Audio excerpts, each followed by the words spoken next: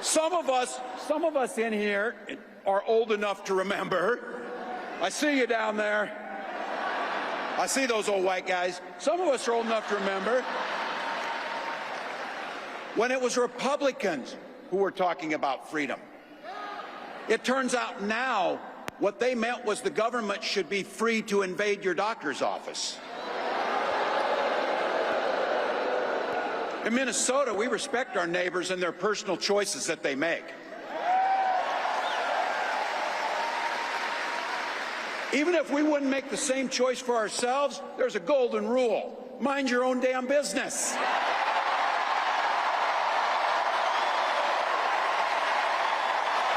So Walz said that he's into Americans' freedoms and that we should respect each other's decisions and stay out of our neighbors' businesses.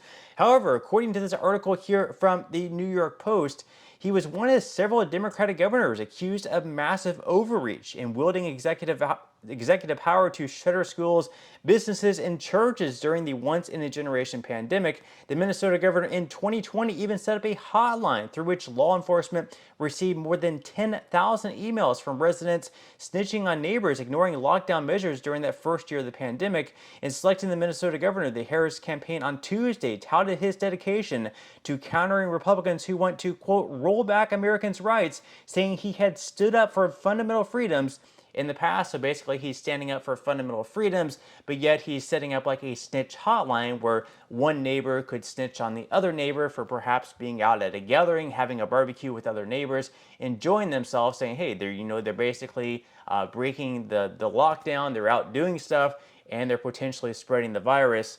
So, that could sort of counter to what he's saying, like standing up for Americans' freedoms, but then not allowing Americans to go out and do what they want. Now, the article goes on to say, but that's exactly what lawmakers and civil liberties groups accused him of not doing during the COVID years. So from overseeing the largest COVID-19 fraud scheme in the country to asking neighbors to tattle on one another for violating lockdown mandates to forcing hospitalized COVID patients back in their nursing home facilities, Tim Walz proved during the pandemic he does not have the competency to lead in the time of crisis. Also, with classrooms closed, the average reading and math scores dropped for 4th and 8th grade students between 2019 and 2022. There were also hundreds of millions of dollars wasted on various COVID relief efforts, some of which fraudsters abused. And the U.S. Department of Labor found that Minnesota overpaid roughly $434 million in unemployment insurance to state applicants from July 2020 to June of 2023, and a shocking $250 million scheme that also took place on Walz's watch allowed a Minneapolis nonprofit to pocket federal funds paid to Minnesota Department of Education ostensibly for the feeding of needy children. So just a lot of scandals, around Walz right now. Not exactly the best pick for Kamala Harris if you're looking at all these scandals coming out. Also, according to the New York Post, Tim Walz has had a DUI arrest several years ago at least. He was driving 96 miles per hour in a 55 miles per hour zone.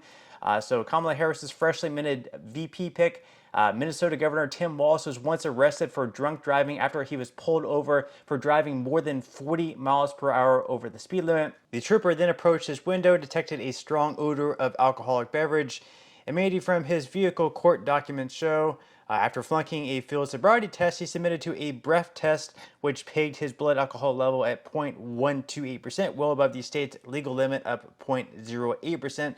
Later, though, of course, he pleaded the charges down to reckless driving because basically he had a really good attorney, and he was able to get away with such a thing. Now, another article that's coming out also from the New York Post is that he apparently left the National Guard battalion hanging, slithered out the door before Iraq deployment. That is what vets are claiming. So veterans have accused Minnesota Governor Tim Walz of embellishing his military career and abandoning his National Guard battalion, highlighting that the now vice presidential pick for the Democrats never served in combat and retired from service ahead of his unit's 2005 deployment to Iraq.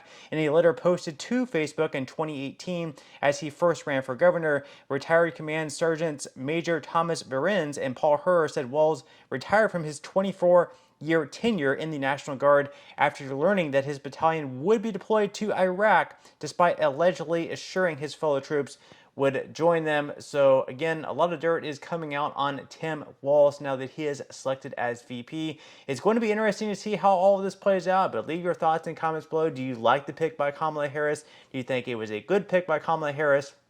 And how do you think he would fare as a vice president, of course, knowing his current, his present, as well as knowing his past? Leave your thoughts in comments below, but that's all we have for today's video. I certainly hope you enjoyed and found value out of it. If you did, again, I would greatly appreciate if you could give this video a like, consider subscribing to my channel if you have not already, and I will see you in the next video.